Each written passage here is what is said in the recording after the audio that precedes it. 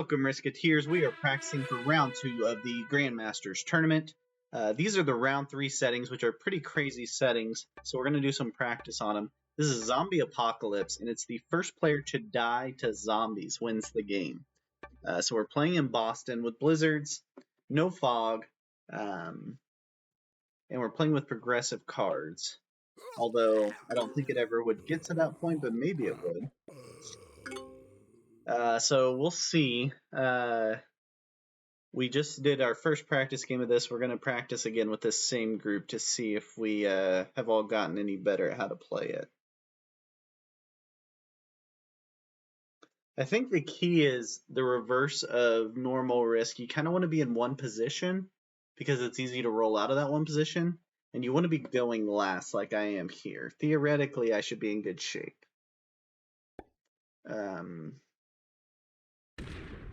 The positive of taking a bonus is you could take out the other players before the zombies so they don't get the credit for it. So there is a positive in taking the bonus. This is how the bonuses work here in Boston.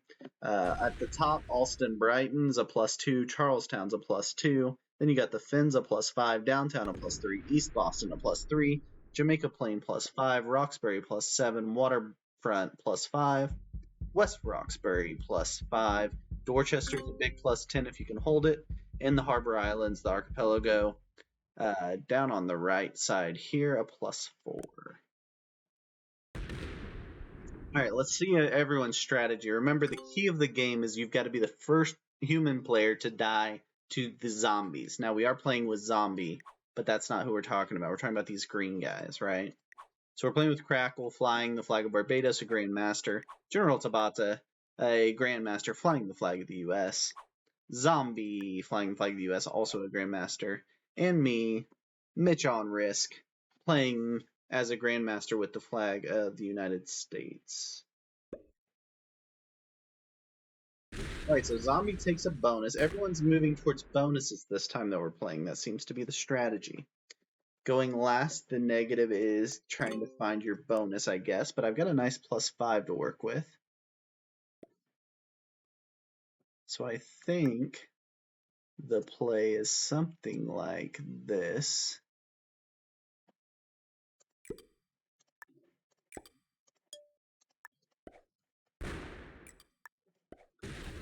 In some weird quasi-risk world where you try not to get too strong. So I think the key is not having these bigger positions, but there is a positive to holding the big position as a guard. Right now I'm at least guarding this 4, and I can roll out before he can roll out. So maybe there's some logic to that. We'll see if that becomes a potential strategy when you're playing these settings. Green almost gets broken. I lose my 5 stack. It's one time it doesn't hurt as much to lose to zombies. Again, you gotta stay alive and strong enough to fight off the human players. So I think what happens is if you're in that last position, you probably get targeted by the human players because they know you have a big advantage. Crackle decides to roll down Magenta's stack. It's an interesting theory. Zombie says why. General Tabata says why. I don't know why. I can't explain. Unless he's just worried about having that blocked off, I don't know. I'm not sure on the exact logic there. General Tabata's fine though. He's got some big stacks sitting over here still. White, however, is in a little more trouble. He's got a 6 stack. This bonus isn't going to last long. He's going to be down to a 6 stack after this turn, very possibly. Because the zombies could roll right through here, except General Tabata's... Oh, he could clear him out too, yeah. Could go either way. He blocks off White, so White can't die there.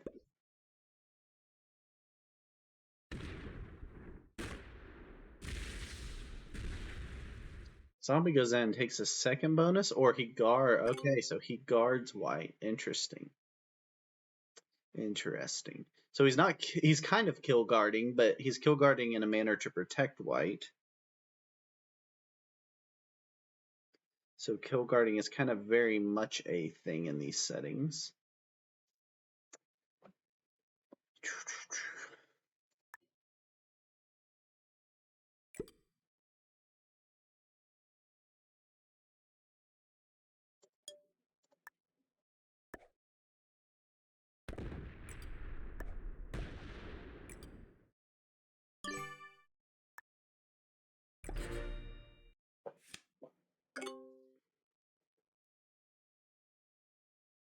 So the key is to kind of stay in that middle ground. I think as the last player, you got to stay a little bit stronger because the human players have extra incentive to kill you because you're in the easy spot to get yourself killed by zombies.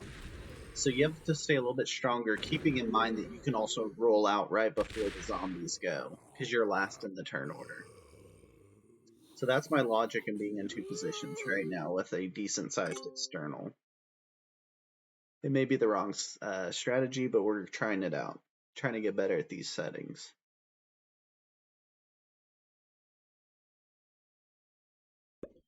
White adds behind the kill guard.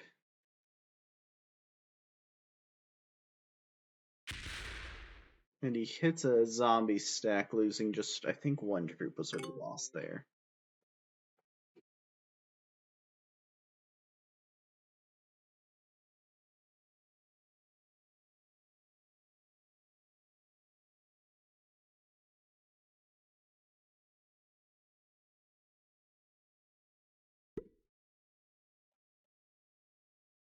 Okay, Magenta.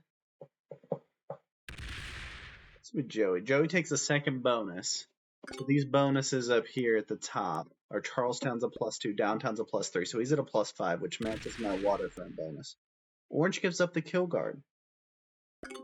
Loses interest in it, appears.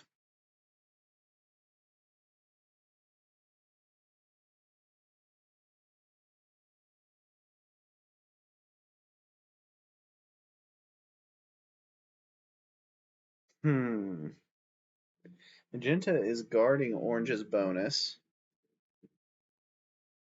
Orange also has this external out here.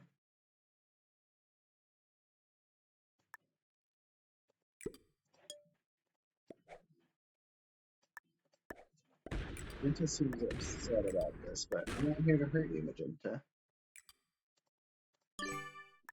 I'm taking out a zombie external position there. Also allowing some potential more green zombies in.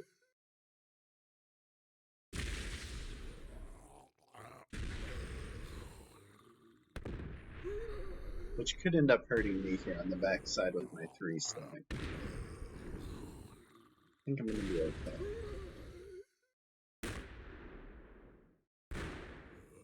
We've got white guarded only in one position, so Magenta will have to take white out next turn. Hopefully white doesn't have cards. If white doesn't have cards, then he should be able to take them out. Let's see if he rolls that at all.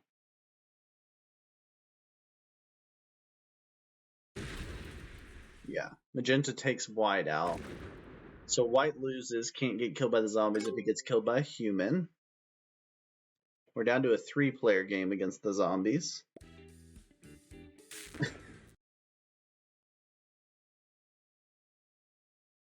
Surely Magenta takes him out. We'll see what Joey does, but I think he takes him out here. That leaves a 3-player game. Zombies down to 2 stacks guarding him. The other risk of being the last player is if you fail a kill, you basically give someone the game.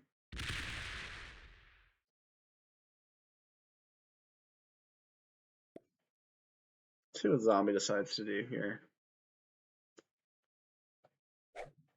Magenta gets cards in turn. Reconstitutes his bonus potentially.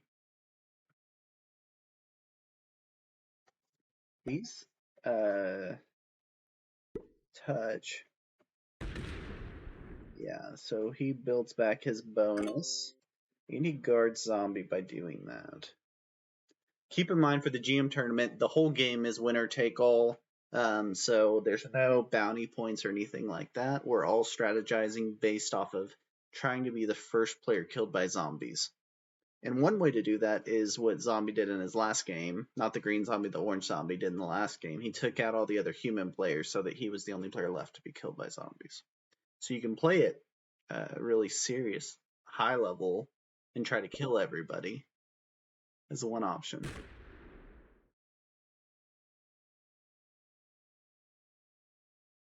Zombie builds a real big stack up in the middle.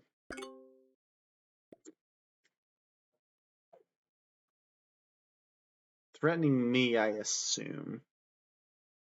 It's what it feels like to me. I don't know if that's what it feels like to you guys, but it's what it feels like to me he is doing.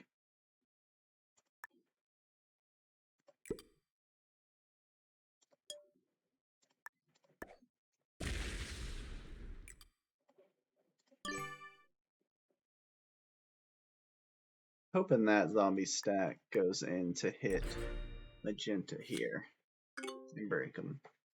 Although I don't know if breaking really helps us a ton at this point. We just really are trying to stay alive and keep the human players from killing us until we have the right opportunity to have zombies kill us.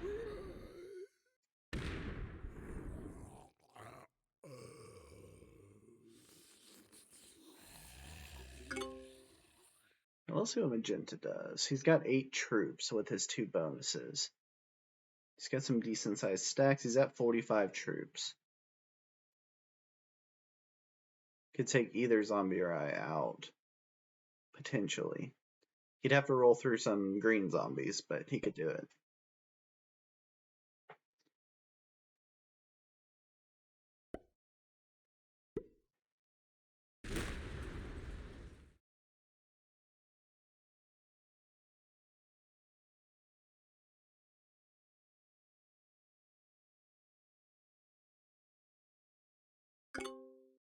All right, let's see what Zombie does here.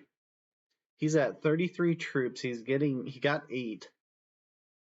He's got 4 cards. It looks like he's not going to use them.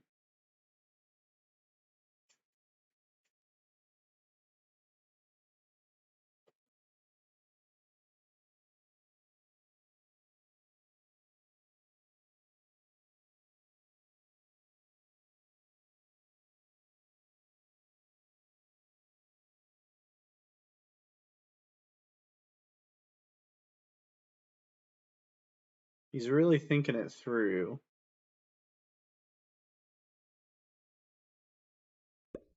I don't think he wants to hit me too hard because he doesn't want to give me a shot to get away from the zombies. Okay, so here's what we're going to do. We've got 8 troops. I think what I have to do is this.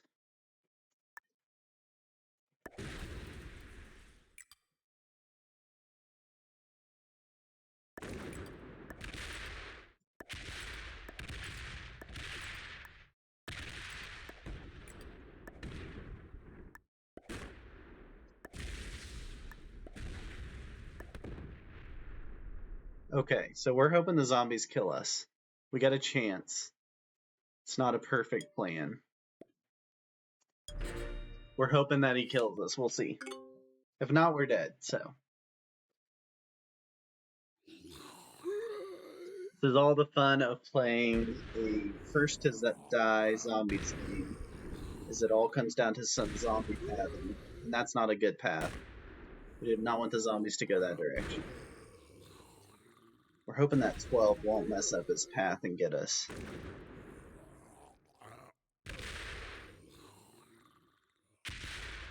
Hopefully he hits that 1. Yep. Okay, now we need this 12 not to mess up his path, and we're okay.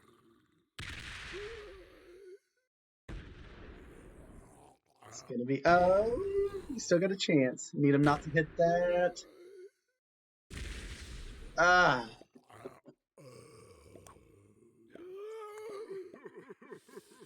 So close. Man. Okay.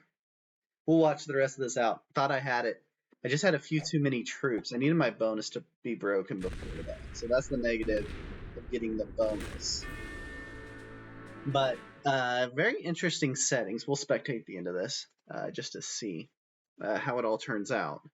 So does General Tabata, is he able to take Zombie completely out here? I think so. Yeah, I think he's got him. It's kind of like making a 70% run rolling out for the zombies there. So that was interesting. Definitely creates an interesting dynamic. Don't know what the... Oh yeah, he had a guarantee. Way to go, Joey. Very interesting settings. We might try to set up one more. Hope this helped you guys preparing for Grandmaster Round 2. We'll keep playing some more zombies with these settings to try to help you guys out. Let me see if I can get another game going here.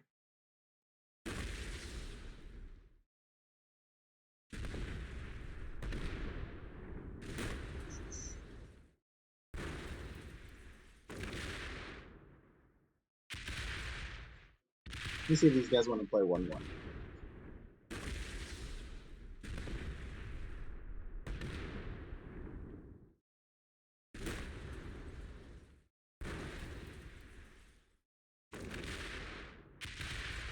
I think we got him for one more. Joey's messing around. You might lose the game if you kill all the zombies, though. There we go. Copy that. Round 2, G3, GM, Tourney, practice.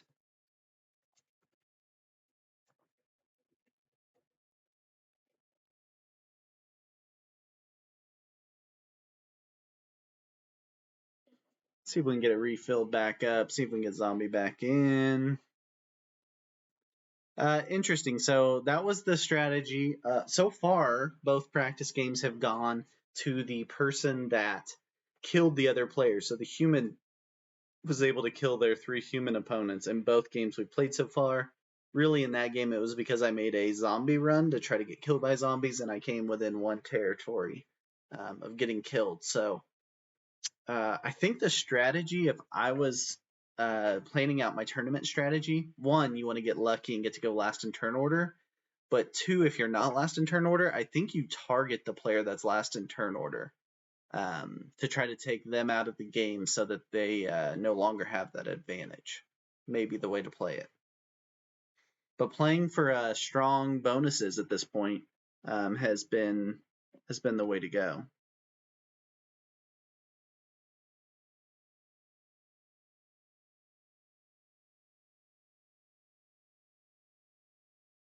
Just need one more. Let's see if Zombie joins here.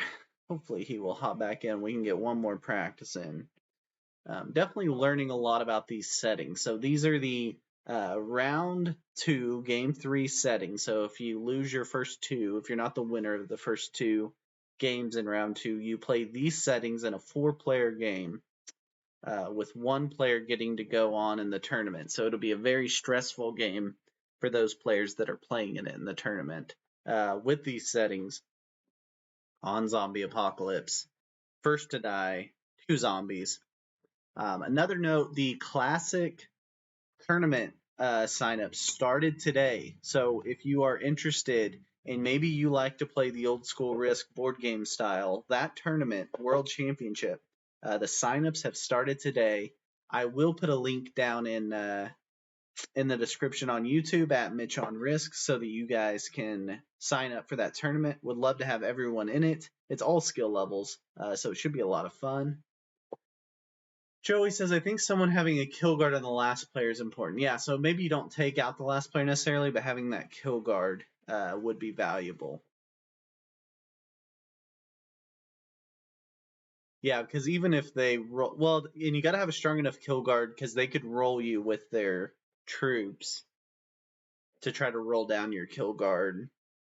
So you got to have a pretty strong kill guard if you're going to do it, I think.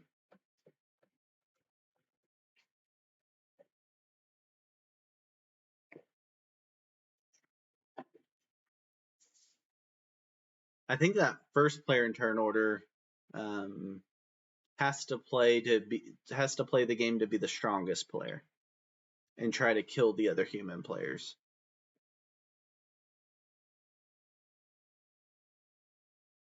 Last player, I think, has to have multiple positions. First player, I think, has to go for bonuses. And there are a lot of bonuses on the Boston map, so there are options in there, depending on what you're looking for. Just need one more player here. First, I'm getting killed by zombie practice.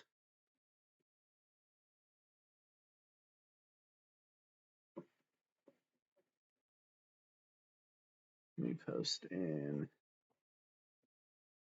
the other Discord.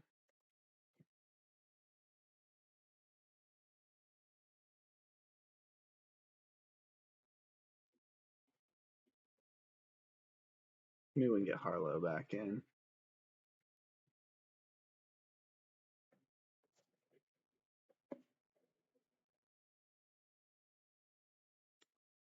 I guess these are technically VC settings. I don't know that that would have a ton of effect on these settings, being able to chat with everybody during it. But I guess you could. So a couple tournament updates. Grandmaster tournament round 2 starts this week. Congratulations to everybody that made it into round 2. That's awesome. The groups are up. I'll take you through them real quick while we're waiting on our game to fill up. So Group 1, Finish Joke, Kilted, Lena, Micro 101, Sam and Tim. Group 2, Lashonda Zeppelin, Miles, 69696, Pete of the Kill Pete Strategy, PF and Flash, Riedel, Van Agarwal, all in Group 2. Group 3, Alaskan Futures, Nuke, Parlox, Rexity, Vasco HLB and the Controller. Group 4, Blazin' A, Qville, Pink Shawshank, Shadowina, Speedster, and Zombie, both in the same group. That's an interesting pairing there. Group 5, you got Cecil Dragon, Crackle, who we're playing with here, Elax, One Shot, Scrolls, Tobias Glimmer Force. Group 6, 3IRC, aka Spud Top, the creator of the Legends tournament, Aries, Benoni89, Iric, and Felice. Felice, really good player. We've played some practice games with him before the first Grandmaster round. Really good player. Not surprised to see him there. Balka NNN, Jaguars, Johnny, who was the one that beat us out in our third game for that spot, Marin, the previous winner of the Legends tournament, No One Brian, and Nolo Flojo. Group 8, Ben Workshoe, G-Man Gaming, JJ Bruh, Mallory, Sauber555, and the Bull. That is a stacked group if I've ever seen one. Whew. Group 9, Arco Explicit, Felix the Cat, Joey Irwin in there. That's a tough group there. With XC Dude also in there and Winfred the Elder. That's a tough group 9 there, Joey. Then group 10, Adam Schmidt, Chad Jungle, Harlow the Hawk, I Am Mamba, and JC in there in group 10 in a 5-player group. So those are your 10 groups in the second round of the GM tournament. That will be this week. And I guess we are giving up on this zombie game. So hope this helped you guys. We will keep doing practice. We'll keep learning these settings and get back to you guys. Hope you enjoyed it. If you've gotten better at the game of Risk by watching this, please follow me at Mitch on Risk on YouTube and Twitch. And until next time, may the dice be nice. See you guys.